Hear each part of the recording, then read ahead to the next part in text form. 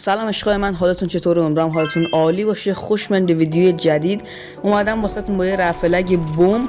یه مدت کم فعالیت بودم میدونم، ولی برگشتم پرقدرت، مثل همین نایفی که الان زدم. برگشتم واسهتون یه رفلگ آوردم. دروغ نمیگم که مثلا از 20 FPS بیارتتون 120 FPS، نه، مثل یه سری یوتیوبرها نیستم.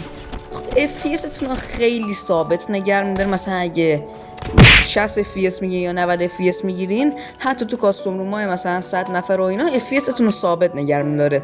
چون مثلا یه موومنت پلیر یا یه ایم پلیر میدونه که مثلا یکی دو تا FPSش بیاد پایین، حتی بازم نمیتونه کارشو مثلا درست انجام بده، یکی دو تا. بعد مثلا کسایی که 20 FPS یا 30 FPS هم میگیرن، مثلا بهشون تا 40 FPS رو میده. این چیزیه که من تستش کردم، واسه همین ویدیو یکم طول کشید. الان دلیلش رو بهتون میگم. من یکم ویدیو رو دیر گذاشتم چون که گوشی در دسترسم نبود، یعنی گوشی خودم بود، رو گوشی خودم تستش کرده بودم، رفل اگر دیده بودم چقدر خوبه، واسه من خیلی کار کرد. ولی گفتم که بذار چند تا گوشی دیگه هم تست کنم تا مثل رفلگ قبلی نشه، که دو تا گوشی دیگه افتاد دستم که مال خودم نبود ولی افتاد دستم. اینجا HP رو ببین، HP 6. دو تا گوشی دیگه افتاد دستم که رو اون دوتا هم تست کردم. واقعا مثلا یکیشون گوشی FPS 20 میداد ولی تا 45 FPS اووردش این برنامه. خب بعد این برنامه شما اگه برین توی پلی استور یا هر چیز دیگه میبینین پولیه. خب من یه نسخه مودشو به بدبختی گیر آوردم. خب به بدبختی گیر آوردم که واسهتون توی کانال تلگرام هم گذاشتم. حتما باید برین از تو تلگرام دانلود کنین، چون که این نسخه مودشه و نسخه عادیش که تو پلی استور اینا بخوایم برین پولیه. یک دو اینکه این نسخه یه سری تغییراتی روش انجام شده که یعنی اصلا خود سازنده این کارو نکرده. یک یارو برنامه نویسه‌ای هست که چنل هم داره، اتفاقا نمیدونم رفلگاش دیدین یا نه، اون اومده این تغییرات رو روی این برنامه اعمال کرده که باعث میشه خیلی راحت گوشیتون FPS بالاتری بگیره. تازه واسه کسایی که گوشیشون روت نیست، واسه کسایی که گوشیشون روته یا همون روت، یعنی راحت 144 FPS هم میتونن بگیرن از 20 FPS و اینا. حالا بعد یه ویدیو در مورد مبحث روت کردن گوشی هم میسازم واسهتون که ببینه ارزش داره، به گوشیتون آسیب نمیزنه و اینا. حالا یه ویدیو میسازم چون خیلی توضیحات لازم داره که بخواید روت کنین. اینجا این یارو می‌خواست فینیشر کنم، گفتم ولش کن، بذار یه شات بزنیم، بدتر فینیشر گناه داره بنده خدا. خب داشتم میگفتم از این چند وقتی که کم فعالیت بودم، یک جدی بخوام بهتون بگم چند تا دلیل داشت. یه دلیلش کم حمایت کم بود. مثلا ویدیو میذاشتم 1500 ویو میخورد، بعد مثلا میدید لایکاش روی 20 سایه، یکم فشار داره دیگه.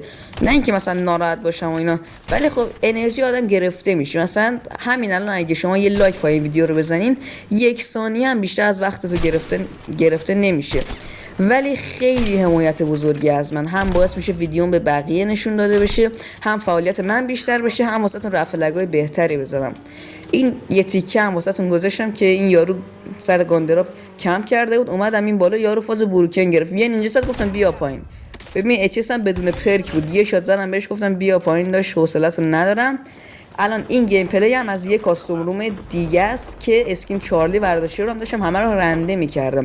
یعنی این اسکین چارلی نمیدونم چی داره، یعنی معجزه میکنه این اسکین چارلی اصلا. ولی من یه نکته توصیه بذاریم بهتون بکنم که اگه میخواین پول اکانت بدین یا یه اکانتی بخرین، یه اکانتی بخرین که بیشتر مثلا، یا حتی اگه خودتون میخواین واسه اکانتتون هزینه کنین، بیشتر واسه گانش هزینه کنین نه اسکین.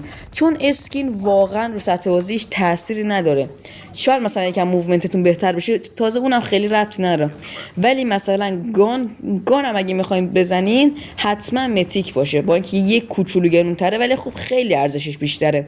چون گانای لجند مثلا اکثریت، حالا بعضیاشون خیلی خوبن، اکثریت مثلا هیچ، فقط صرفا زیبایی دارن. خب اسکوپ خیلی فرقداری ندارن، فرقدار که اشتباهه، اسکوپشون خیلی فرق نمیکنه و اینا.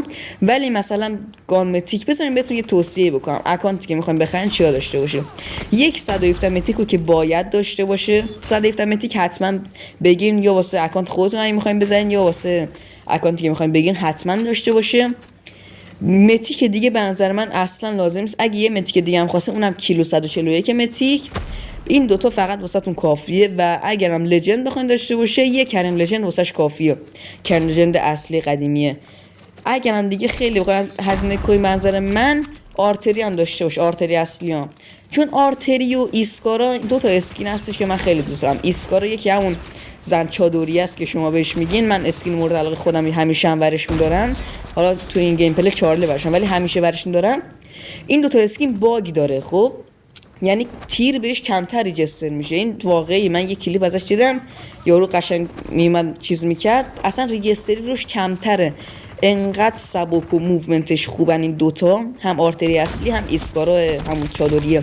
ببین ایسکارا چادریه که اصلا مثل یک خلال دندون میمونه، خب خیلی فرقشه. بعد مثلا با یه اسکینی مثلا مثل گوست خیلی اسکین پر اوباتیون ولی خیلی گنده است. مثلا ای میبین موومنتتون اسکینتون خیلی میشینه به خاطر اینکه اسکین بزرگی دارین. حالا ربطی به ماجرا ویدیو نداشتم، خواستم بهتون بگم واسه کسایی که میخوان اکانت بخرن و دارن این ویدیو رو میبینن، این نکات رو در نظر داشته باشن که حتما این اسکین رو داشته باشه یا حداقل اون قانونی که گفتم رو داشته باشه که خیلی کمک میکنه تو سطح بازیشون، مثل 117 متیکو اینا که اسکوپشون خیلی پی تو وینه. بعد ریجستر تیر بهتری داره، اصلا همه چیش فرق میکنه با 117 عادی. 117 عادی هم بمبا ولی اصلا اون یه چیز دیگه است، حتما باید دستتون بگیرین تا بفهمید چیه. این کاستوم من مال فکر کنم سیزن قبله، آره VLK نمیدونم هنوز رو زمینه یا نه، ولی این مال سیزن قبل بود.